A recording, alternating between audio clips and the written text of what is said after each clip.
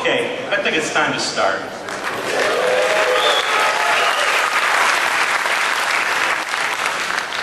Welcome to the Tivoli Theater and the 2010 Taylor Guitar Roadshow.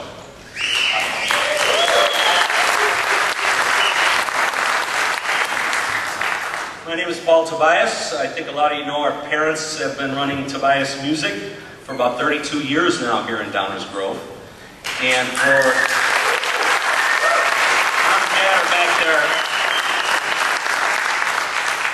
for the past 28 years, I think, we've been a proud dealer of Taylor guitars. So anyway, welcome to the Tivoli Theater. Thank you for coming out tonight. I'd like to introduce our first guest. This guy is our lifeline to Taylor guitars. We email constantly throughout the day, probably talk on the phone 4 or 5 times a week. He's the district sales manager for the Midwest region, or I think they call it Great Lakes region, Mr. Mike Ausman.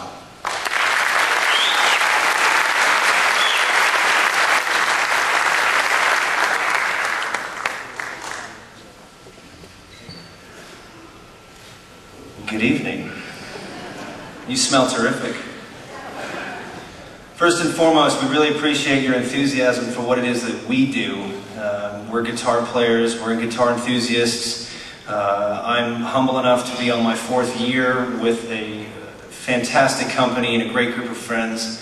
It's definitely a pleasure to be in such a fantastic venue that gets the opportunity to host everybody out here who is enthralled with what we're doing and the guitars that Bob is dreaming about.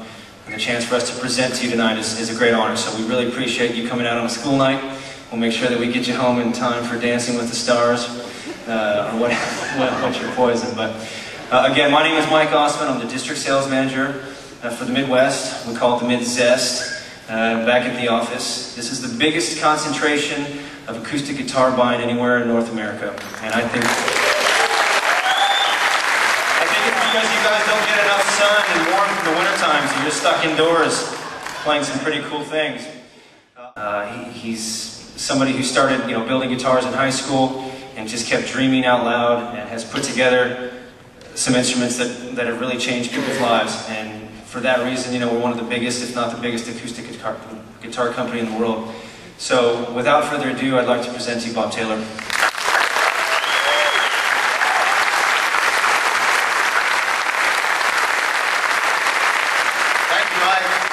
I'm really glad to be here. I really, really am. I don't actually do a lot of sales and marketing events because I'm a guitar builder, and I'm really usually needed at home. We sell guitars. Anybody out there play? Yeah? We brought some really cool stuff, but we thought we would just have fun. I mean, how bad is it? We're going to be talking about guitars tonight, looking at some really cool stuff, listening to some great playing, and it's really neat. I thought I might just start out real quick. I'm going to give you like the 2-paragraph Taylor history, and what I think is fun is to just get some questions from the audience, and we're going to do that throughout the night. And I got my friend Ben down here who's got a microphone, and we're going to kick this off in a minute with a couple of questions from the audience that I'll answer, and we'll go through our program and we'll interrupt it every once in a while just to do some questions. So if you've got that burning question about a guitar, that thing that you've always wanted to know, think about it, and we'll try and get to you. Anyway, I started building guitars because I needed a guitar. I was a kid, 4th grade, when I tried building my first one. I had a little acoustic guitar. I took my saw and I sawed the body right off of it to where the only thing I had was a neck.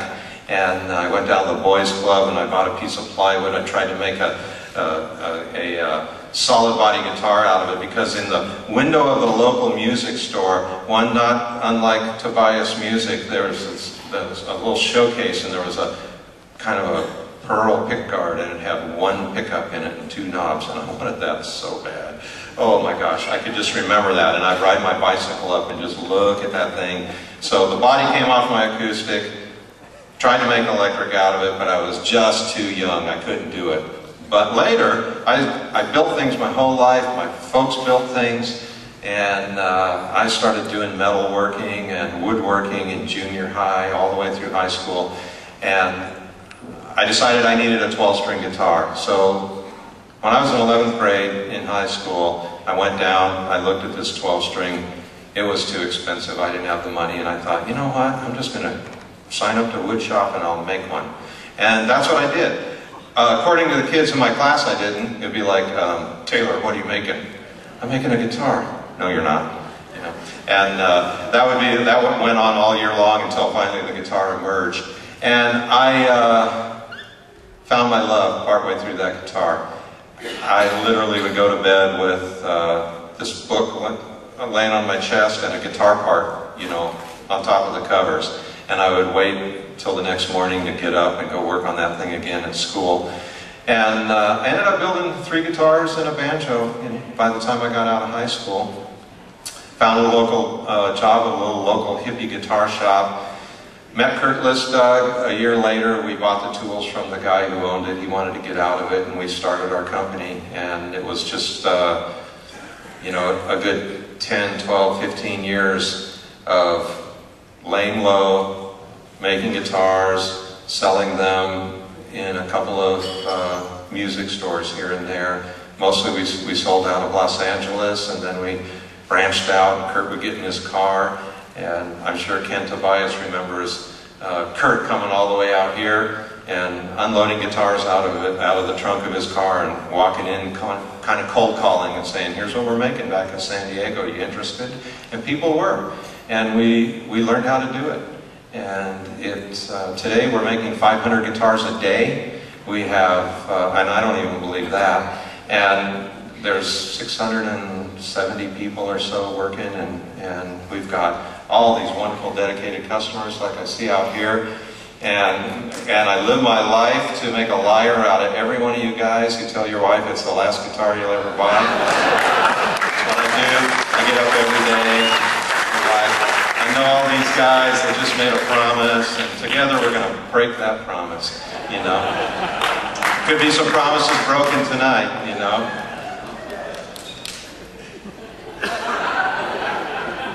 We could start a group, Promise Breakers, you know, I mean, I don't know.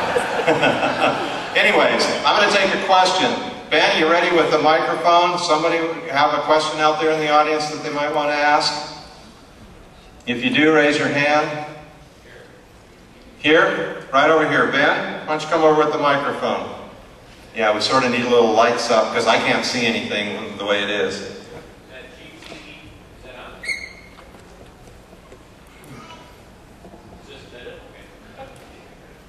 Are we on? Guys back at the board, we got that house mic on? Okay, you tell me the question and I'll tell the audience what it is. That nice lady in your GTE commercial, is that really her playing? Did everybody hear that? In the GE Capital commercial, he's wondering if that nice lady was her playing. No. She's playing real good. Well, they put her head on the body of a player. And they can do that amazingly well. So the nice lady in the commercial is our GE rep.